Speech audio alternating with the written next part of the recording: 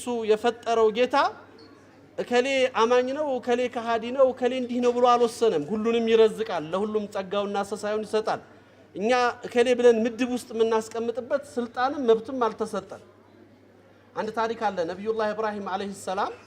አብርሃም በጣም እንግዳ ማስተናገድ ይወዱ ነበር ይባላልና በአንድ ለት እንግዳ ጠፍቶባቸው መካ አካባቢ ሰው ፍለጋ ወጥተው አንድ ሰው ያገኛሉና በእንግድነት ቤታቸው ወስደውት ምሽት ላይ ነው እሳታ አያይዘው አርደው ትኩስ ነገር ነው የሚያቀርቡት ስጋ ሊጠብሱለት ሲሉ እሱ ሰውዬ እሳት አምላኪ ነው ለሳቱ ሰገደ እንደኔ አንተን መግባለሁ በየሳት ለኩሽ ለሳት ሰግዳለህ እንዳንተ ሰውማ ቤቴ ውስጥ አሳድሬ በረከቴን አላጣም ውጣልኝ ከቤቴ አሉት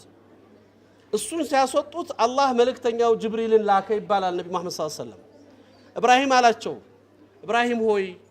እኛ እሳት እየተገዛ 60 ዓመት ተሸክመናል አንተ የኔን ባሪያ አንድ ቀን መሸከም ተሳነህ አላቸው አላህ Subhanahu Wa Ta'ala በጣም ነው የደነገጡት ሰይድና ኢብራሂም ሰውየው ከወጣ በኋላ ፍለጋ ወጡ ደርሰው አገኙት ናቶሎ ምግቡ ደርሷል አሉት እንዴ ከቤት አባረኸኝ ለምን መለስከኝ ሲላቸው ጌታዬ አደበኝ ጌታዬ ገሰጸኝ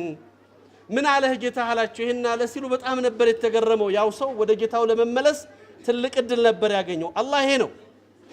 ይሄ ፈጣሪ ነው ያለን እኛ ምን ወስነው ከሌ ከዚህ እምነት ተከታይ ከሌ እንዲህ አይደለም እንደ ሰውነት በተለይ ደግሞ እዚህ አይነት ሀገር ላይ ኢትዮጵያ ውስጥ በጣም በብዝሃነት ብዙ አይነት ማንነት ያላት ሀገር ውስጥ ስንኖር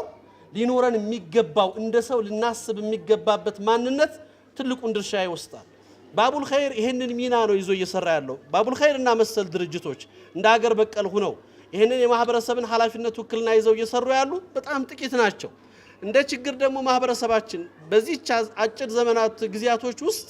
በሀገር እየደረሰ ያለው ፈተና እናያለን የሚቸገር የሚፈናቀል የሚሳደድ